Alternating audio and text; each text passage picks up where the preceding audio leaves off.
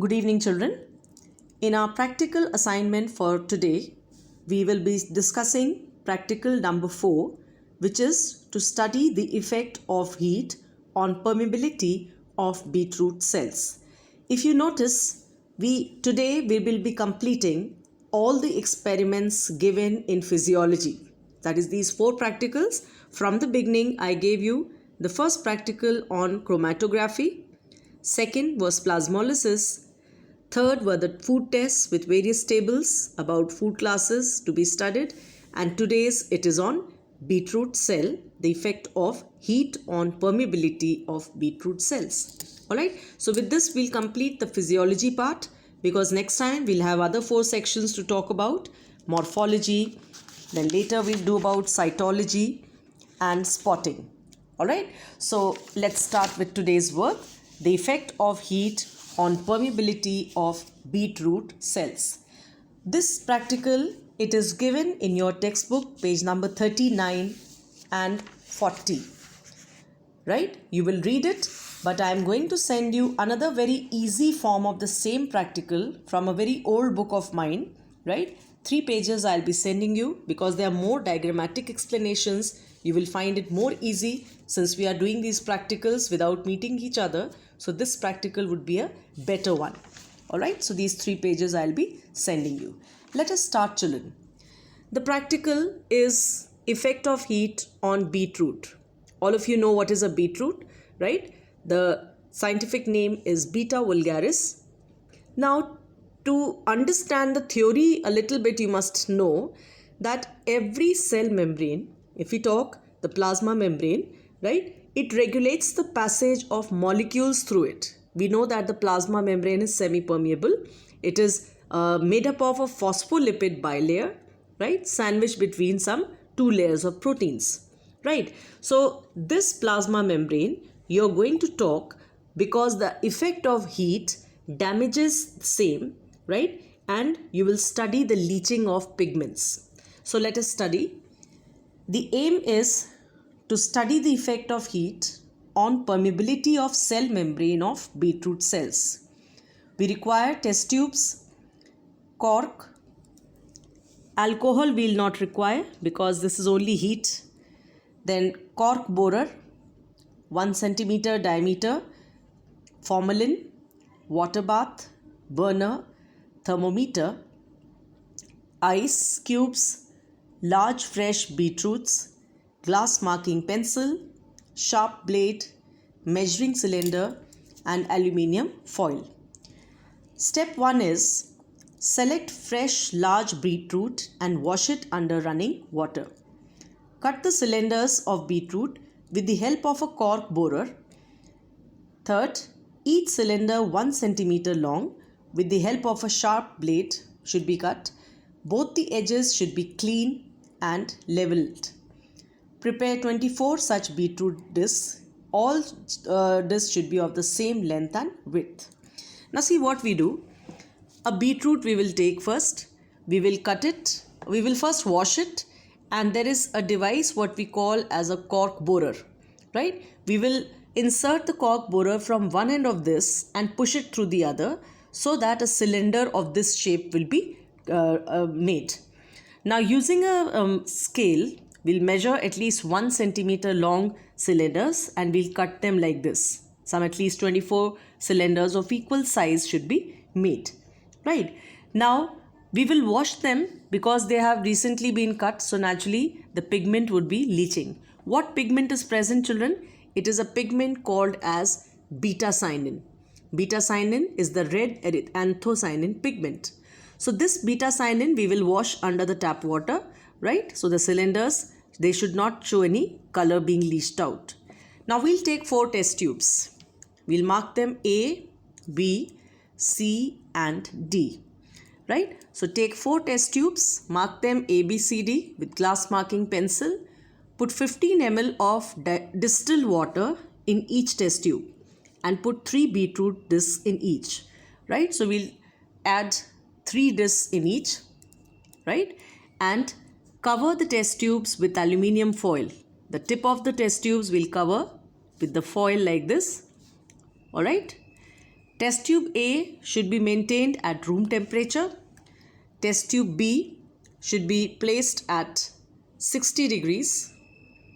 Then test tube number C should be kept at 95 degrees, and the D should be kept in a freezing mixture. What is a freezing mixture? It's a mixture of ice and salt. So this is the water.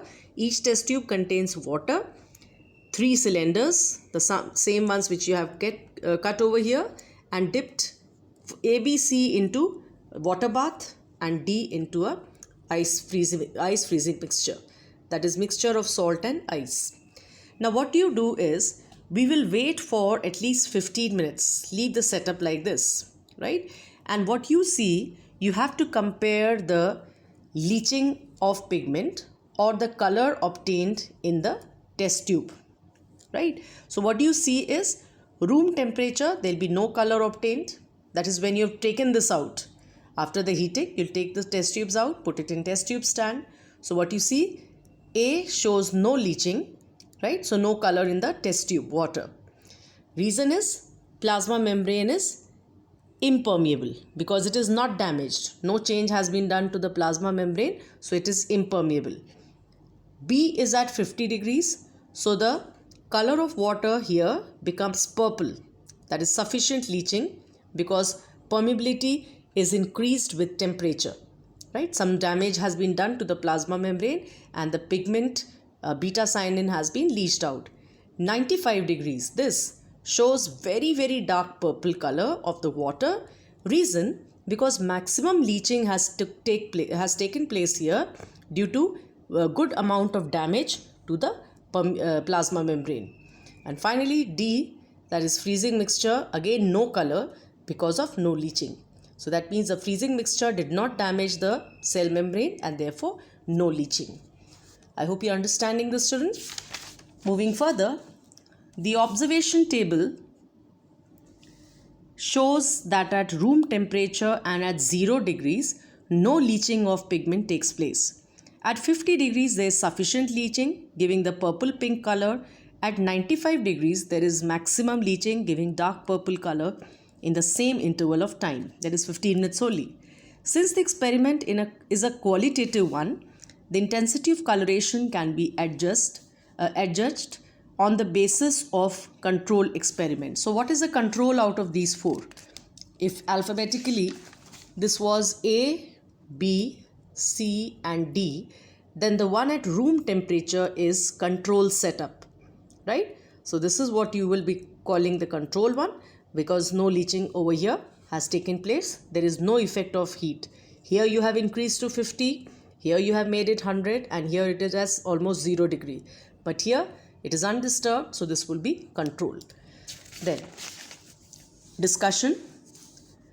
Beetroot contains beta cyanin pigment dissolved in the cell sap. Cell sap, children, you know it is contained in vacuole, which is bounded by the tonoplast. Vacuoles of these cells retain the pigment because these are enclosed by the living tonoplast, the vacuolar membrane. It is semi-permeable like all other living membranes. While preparing the disc, cell membranes of several cells is damaged. Hence, some leaching of pigment takes place. This pigment can be washed out by placing the disc under tap water for 5 to 10 minutes. When the discs are kept in high temperature, the permeability of cell membrane is sufficient. High temperature damages the membrane and the pigment leaches out in water. In friends, high temperature kills the cells, thereby making the cells to lose the pigments. The leaching of pigment is maximum at high temperature. In this case, at 95 degrees, maximum leaching because darkest of purple color would be seen, and that is due to the damage that is caused to the cell membrane by heat. Precautions. Number 1, beetroot disc should be of equal length and width. Second, the edges of disc must be leveled by a sharp blade. Third, injured cells on the side of disc should be washed under running water. Fourth, the number of beetroot discs should be same in all tubes. And last, volume of water, you can remove these chemicals. Volume of water should be same in all the test tubes. So that is all for the experiment today. We will start writing from here. Today's date is 26th. Starting your work from here, continuing all this. So your diagrams, you may draw on two sides, children. On one side, you may draw the first figure like this. On second left side, you may draw this. Also, if you want, you may draw this comparative table on the left side, or if you want, I think left side would be better. More clear, you can see your work. And we will end our practical today with the precautions. At the same time, I'll just tell you, don't get confused. The same is given in your book. But after reading the one that I am sending, read your practical also. There are lesser diagrams, children, so little more typical for you to imagine. But here things are very clearly explained, and copy the same pages that I am sending. So hoping that you have understood, you will please complete the work, and I am assigning 31st as your submission date. So please hand over your practical number 4 on the Google Classroom window by 31st of July latest. Thank you.